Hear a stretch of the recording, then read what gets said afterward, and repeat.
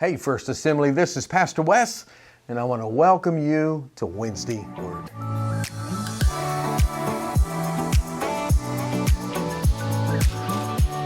Hey, it's so good to be with you and back with you, and we have kind of been looking at some of the enemies of the heart. Like, our heart is such a foundational thing.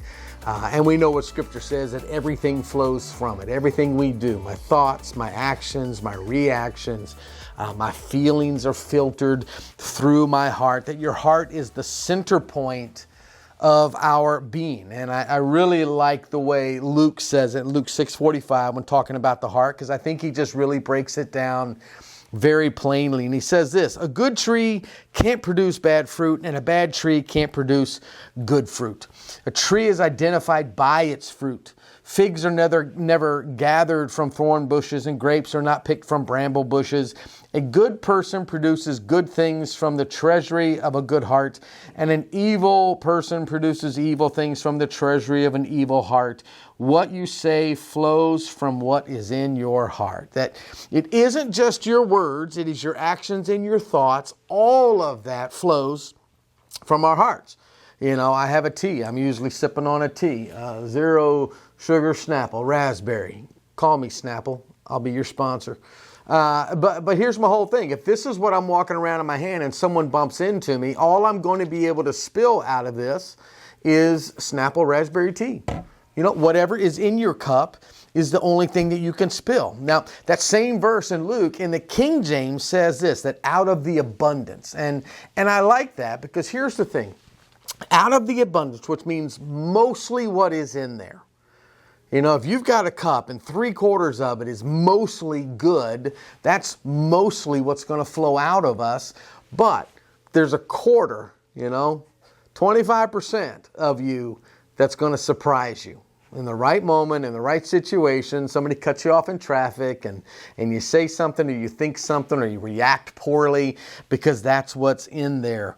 And so if you're mostly good, you're mostly going to have good responses, but there will still be some things that surprise you. And so the last time we kind of talked on this, we were talking about how we can really get caught up in the debtor mindset. And I'm such a believer in this, that most of the time, when there is a hurt that you are dealing with, if you look at the root of it, it goes back to a moment that you feel owed, or you feel like you owe someone, that there is a debt thing. And this can really impact our relationships, marriages, relationships with children, family, friends, when one person feels like they're always doing more than the other, right? I'm always having to be the bigger person. I'm always the one who gives in. I'm always the one who talks first. I'm always the one who apologizes. Even if I don't think I was wrong, I'm just apologizing so we can get things back moving again.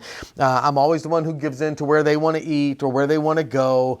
And it can be very easy to kind of develop this sense in our hearts and our lives of you owe me. Like, I'm always the one giving in. When's my turn? It's my turn. It's my time now. And I've said this for years, that it's almost silly to think, in relationships, and we just love each other 100%. And I just think it's kind of naive to think everyone in a relationship always loves each other equally all the time. I think that these things ebb and flow. I think that there are seasons, one's probably stepping forward and the other one isn't, and that can go back and forth, but do we always love each other equally all the time, 100%? I don't think so. I don't think that's a very realistic thing. Growing up, we always joked with my parents. I have an older brother, younger brother, and younger sister. We always joked about being the parent's favorite kid. And I'll never forget one time somebody had asked my dad, who's your favorite? Who's your favorite? My dad just simply responded, whoever's hurting, whoever's lost, whoever's broken, whoever's in need. Because for that season, they get our attention and our focus. And I think that makes sense. In most relationships, I think these things tend to ebb and flow. And when it doesn't, we can feel like we're owed, or that we owe. And when you feel like you're living in debt or with a debt, the only way to resolve that is either to pay it or to be canceled. And until that takes place, that debt has an influence on that relationship. And so there's a couple things we were going to look at. One, Guilt says, I owe you. When I feel guilty about something, I feel like I've taken something from you or I'm indebted to you. Guilt is a noun that functions like a verb. It's anyone ever guilted you into something, you didn't want to do it, but like, come on, man, you owe me. I've been there for you. And they kind of talk you and you're like, fine, I don't want to do it, but now I feel like I have to do it. I've got to say yes. Or maybe you've guilted someone into something. You just kind of pushed and pushed and pushed and got what you want, and for a word that Webster, only defines as a noun, guilt has been pretty active. Guilt has caused a lot of action and reaction through the years in the lives of people.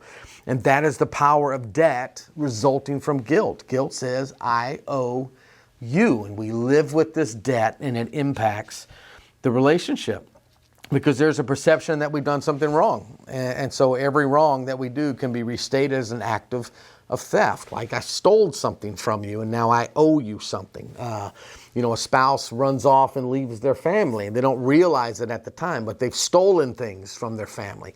They've stolen things from the spouse and from the children. They've stolen things from everyone who's a part of the situation. They stole, their first marriage. They stole maybe a more secure future. They stole financially from them, reputation from them. They've taken something, for the child that a parent was taken and all that it meant. They've been robbed of traditional Christmases. Christmas is not going to be the same. Holidays are not going to be the same. Birthdays, not going to be the same. That emotional security of coming home to both loving parents, not going to be the same. And that doesn't mean you don't live forward, but I'm just saying there are things that have been taken that can leave guilt. And so often when we're making these decisions and doing these kind of things, we're not thinking of what we've taken. We're only thinking of what we've gained. I got my freedom. I'm out from underneath of them. Finally I can live the way I want to live. And we have these thoughts and all of these things. But the first time your little girl or your little boy looks up and says, hey, why don't you love mommy anymore? Why don't you love daddy anymore? There is guilt that appears and you're going to feel that. And when there's guilt, there is debt, and you feel I owe. And so this debt-debtor relationship thing gets established. And whenever we wrong another person, the same kind of dynamic is established. That's why we say things like, I owe you an apology. Why? Because we feel a debt to that person. I said something I shouldn't have said. I did something I shouldn't have done. And I owe you an apology. And we're trying to correct a sense of debt that we have through guilt because your heart says that you took something and it feels that. I wronged them, I owe them. The only way to make it right is to pay the debt. And even if the only currency that changes hands is I'm sorry, we still feel the need to pay for that. And, all of us know the struggle that personal debt can bring. One bad decision and then another bad decision. And as debt grows, so does the weight that we carry, and so does the amount of guilt that we deal with in our lives.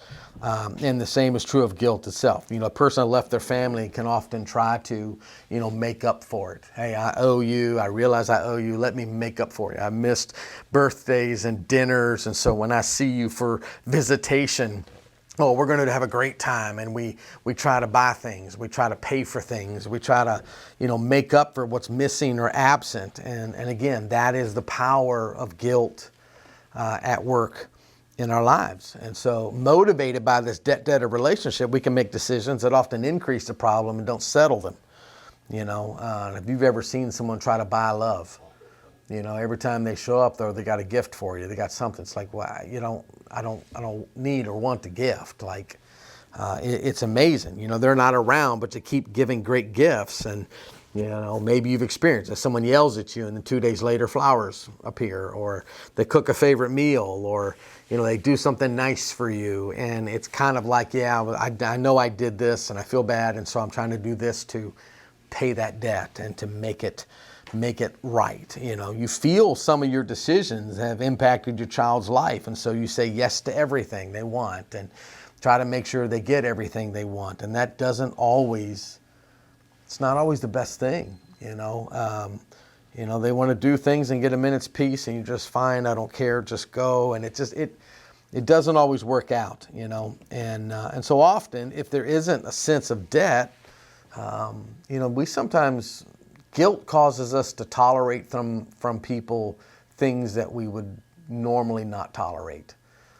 When you feel indebted to someone, you put up with a lot more nonsense than we should. And this isn't all about split homes or broken homes. This can be about your career things and financial things. You know, if you've ever been in a situation that you know there's no real way for me to make up, you know, for stuff. You know, the only way to make up for not being there ultimately is to be there.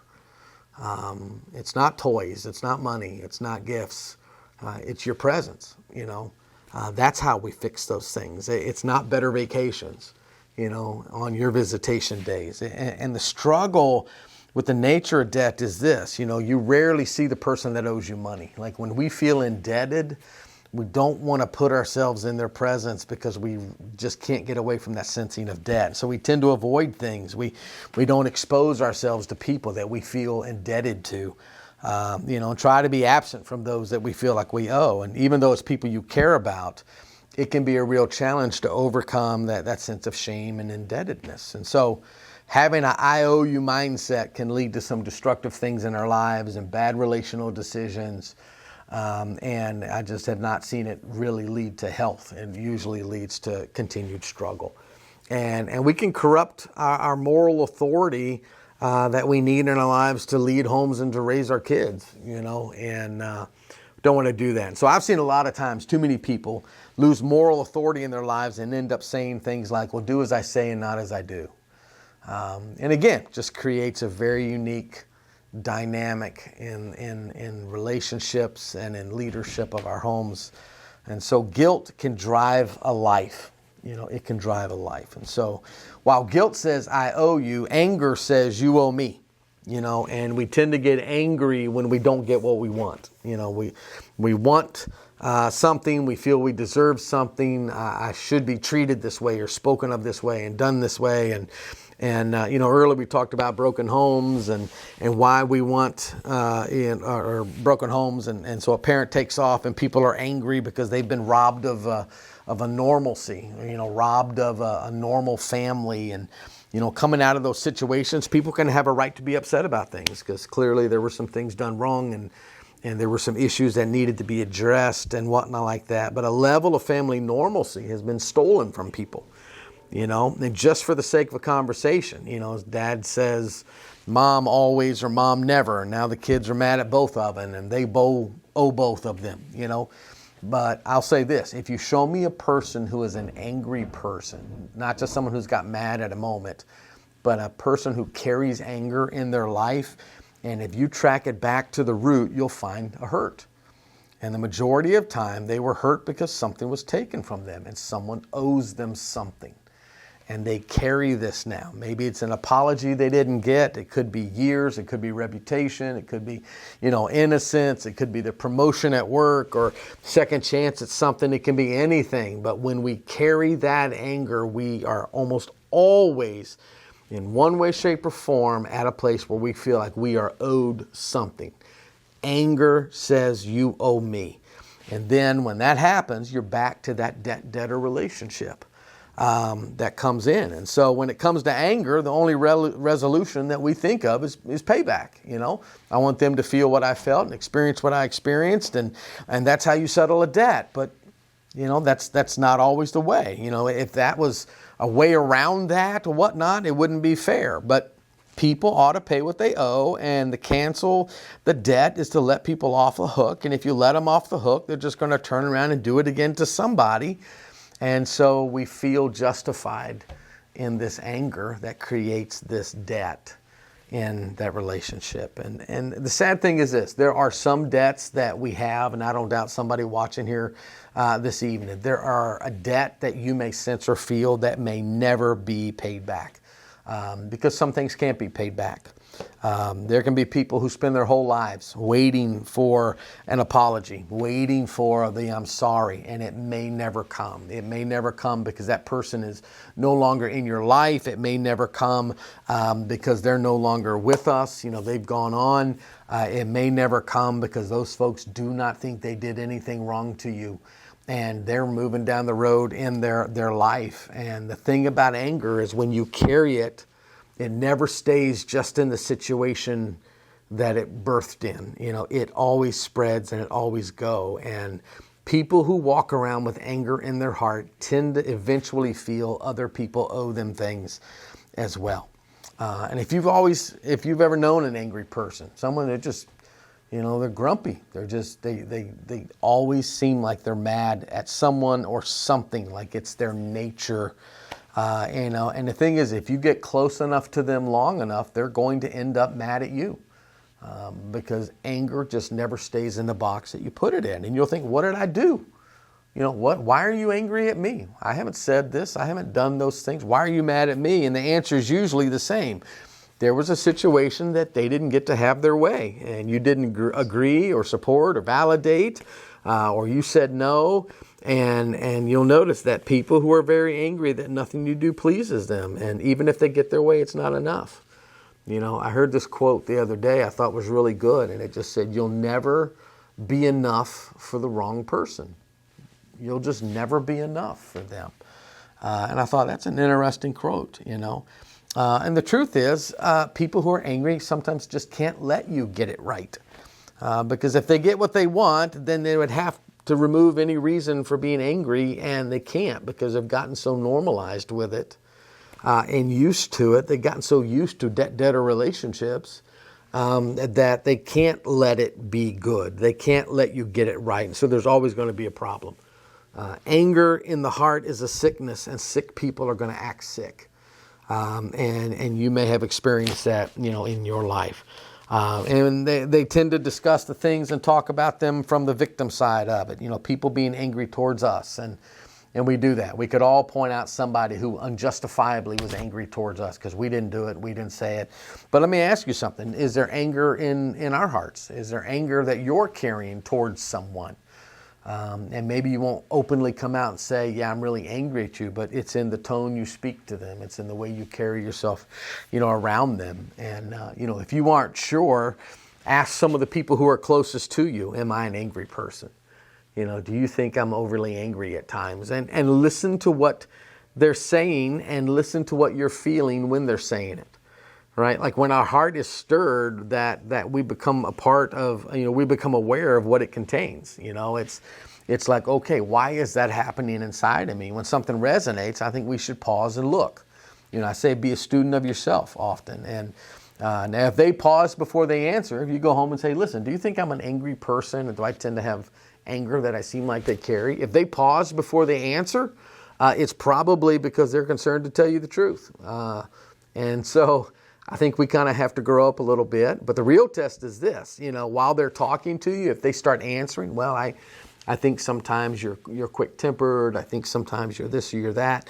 The whole time they're talking, are you ready to pop? Like, are you ready to defend? Are you ready to cut them off and to say something or explain or interrupt or defend yourself? Because if you do, there might be some anger lodged in your heart somewhere. And I realize looking in and seeing anger can be hard. It's uncomfortable. It's ugly. We don't want to see it. We don't like to see it. But don't be discouraged, because that's the first step of dealing with it. And it's the first step of moving towards a healthy heart. The 4 enemies of our hearts are guilt, anger, greed, jealousy, and all of them can be addressed, and all of them can be addressed in a way that we move towards a healthier life and living, which means healthier relationships, which means healthier marriages, healthier parenting relationships. But when we discover something like anger in our hearts, it's usually only new to you. Everyone close to you has already known because they've had to hear it, they've had to see it, they are the ones that have experienced it. Anger gains its strength in secrecy. But when it's exposed, I'm a big believer in pull something into the light. Things are they're bigger in the dark. And when I pull it into the light of God's word and God's love, then we can address, anything. And the reality is all of us have a story. All of us have things that have gone well, and all of us have things that were hard and trying. And sometimes we can be very hesitant to share our story because it can be uncomfortable. But by digging below the surface and getting to the root of the anger and bringing that thing out is how we begin to address the healing, because it's painful and we can feel exposed, and so we tend to hide it, and it just bleeds into other things, and we can actually grow comfortable in our anger, like it just becomes a part of who we are in our minds. But that's not who God says you are. And this is the joy, and this is the thing, that things can be different, and then there are people who will tell their story to everyone who will listen. Why? Because they want to be understood. I mean, you're like riding the elevator with someone and they heard your whole life story just trying to get to the 6th floor, because we're always trying to justify who we are and why we are the way we are. And people will cut you some slack when they know that you've been through some hard stuff, and we can think that our story justifies our actions and that it explains the way I am, but sometimes rather than grow and adjust and become and mature, I just want to fall back on my story. Oh, well, I had a hard time, and that's why I do those things. And we can even do this for people, because if they've dealt with rejection or abandonment or neglect, they've got a reason. It can even feel right to feel that way. If you were lied to or deeply hurt, and so now, every lie gets a big reaction from you. And so you may have the right to be the way you are, but that isn't the question. The question is, do you want to be that way? Maybe there's a reason why you're angry. Maybe there's a real reason why you lack trust. Maybe there's a real reason why you keep people in arm's distance. But that's not the right question. The right question is, do you want to be that way? Is that the way you want to live? Because at what point in our lives do we need to start asking different questions? How long are we going to let someone that we don't even like, people who may not be in your life anymore, or maybe people who aren't even alive today, control who I am and how I think and how I love and how I serve and how I function, as a husband or a wife or a father or a mother or a child? When do we take control back? And so what if this week we took some time and we kind of prayed and listened and asked God about the things that we're angry about? Not for God to go, oh yeah, I'd be ticked too.